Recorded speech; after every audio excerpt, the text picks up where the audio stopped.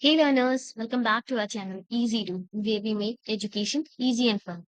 आज हम बात करेंगे शर्जील इमाम केस के बारे में, जो एक काफी कंट्रोवर्शियल और इम्पोर्टेंट लीगल केस रहा है इंडिया। हम इस वीडियो में केस के की फैक्ट्स, सेक्शंस, एक्ट्स और रीसेंट डेवलपमेंट को डिस्कस करेंगे। तो चलिए बिना किसी देरी के अपने वीडियो को स्टार्ट करते हैं।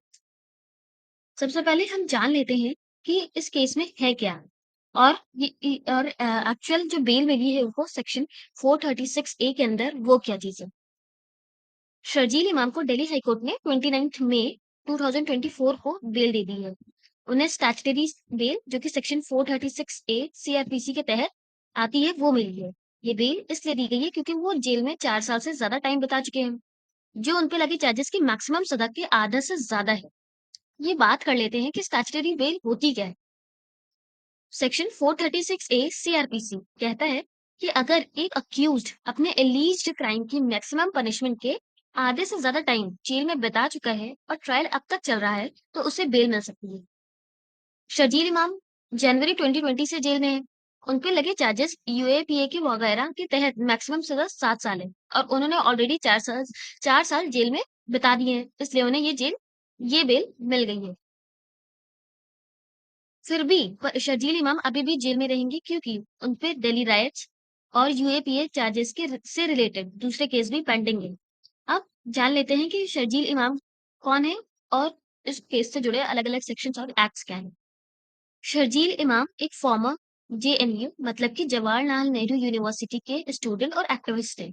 ये एंटी सीएए मतलब कि सिटीजनशिप अमेंडमेंट एक्ट प्रोटेस्ट में अपने इन्वॉल्वमेंट के लिए काफी जाने गए थे।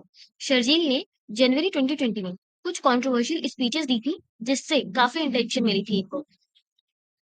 जनवरी 2020 में शर्जील इमाम ने अलीगढ़ मुस्लिम यूनिवर्सिटी और कुछ और जगहों पे स्पीचेस दी थी। इन स्पीचेस में उन्होंने ऐसे स्टेटमेंट दिए जो गवर्नमेंट के अकॉर्डिंग वायलेंस और सेसेशन को इंसाइट कर रहे थे।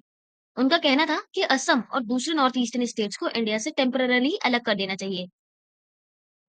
इमाम पर काफी सीरियस एलिगेशंस लगाए गए हैं। मेन चार्जेस हैं इंसाइटिंग वायलेंस मतलब कि हिंसा को भड़काने का।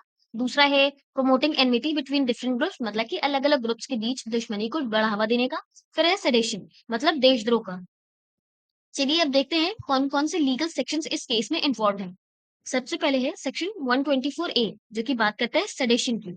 ये सेक्शन ऐसे एक्शंस को पनिश करता है जो गवर्नमेंट के खिलाफ हेट्रेड, कंटेम्प्ट या डिसअफेक्शन फैलाते हैं।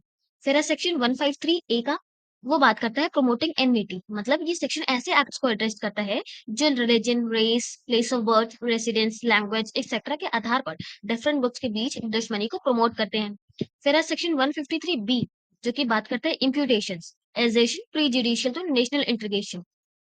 ये सेक्शन ऐसे स्टेटमेंट्स को एड्रेस करता है जो नेशनल इंटीग्रेशन को डिस्टर्ब कर सकते हैं। फिर है लास्ट सेक्शन 505, ये बात करता है स्टेटमेंट्स कंड्यूसिंग टू पब्लिक मिसचीफ। ये एक्शन ऐसे स्टेटमेंट्स को पनिश करता है जो पब्लिक मिसचीफ और कम्युनल डिसहार्मनी को लीड करते हैं। इस केस में unlawful activities prevention act UAPA भी लगाया गया है। ये एक एंटी टेररिज्म लॉ है जो अनलॉफुल एक्टिविटीज को प्रिवेंट करने के लिए बनाया गया था। शर्जील इमाम को यूएपीए के अंडर बुक किया गया है टेररिज्म को प्रमोट करने के एलिगेशंस पर। शर्जील इमाम शर्जील इमाम को जनवरी 2020 में बिहार से अरेस्ट किया गया। कोर्ट में उनकी कई बार हेयरिंग हुई, इंक्लूडिंग दिल्ली और असम। इन हेयरिंग्स में बेल एप्लीकेशंस भी फाइल की गई थी, मगर वो सारी रिजेक्ट हो गई। और अब जाकर के 29 मई को उनको एक स्टैट्यूटरी बेल मिल गई है। इस केस पर पब्लिक और पॉलिटिकल रिएक्शंस तो मिक्स्ड हैं। कुछ लोग इमाम की फ्रीडम ऑफ स्पीच को सपोर्ट करते हैं और कुछ लोग उनके स्टेटमेंट्स को कंडेम करते हैं। पॉलिटिकल डिस्कोर्स में सेडिशन लॉज और फ्रीडम ऑफ स्पीच पर काफी डिबेट्स हुई हैं। इस केस में कुछ इंपॉर्टेंट लेसन्स हम ले सकते हैं, जैसे कि ये केस हाईलाइट करता है कि मॉडर्न इंडिया में सेडिशन और यूएपीए कैसे यूज किया जाता है। फिर इंडिविजुअल राइट्स और नेशनल सिक्योरिटी के बीच बैलेंस का ऑनगोइंग डिबेट काफी इंपॉर्टेंट है, और वो कैसे चलता है ये भी इस केस के थ्रू हम जान सकते हैं। फिर है इस केस ने ये बताया कि इंडिया में प्रोटेस्ट मूवमेंट्स और उनके लीडर्स पर किसके इस केस के बाद इंक्रीज स्क्रूटनी देखी जाएगी और देखी जा रही है। सो लेनस शर्जील इमाम का केस एक सिग्निफिकेंट लीगल और पॉलिटिकल इवेंट है जिसके फार रीचिंग इम्प्लीकेशंस हैं। इसका आउटकम सेडिशन और फ्री स्पीच का इंटरप्रिटेशन पर प्रोफाउंड इम्पैक्ट डालेगा इंडिया में।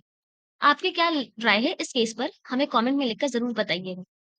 अगर आपको ये वीडियो अच्छी और इन्फॉर्मेटिव लगी हो तो लाइक, शेयर, सब्सक्राइब कीजिएगा।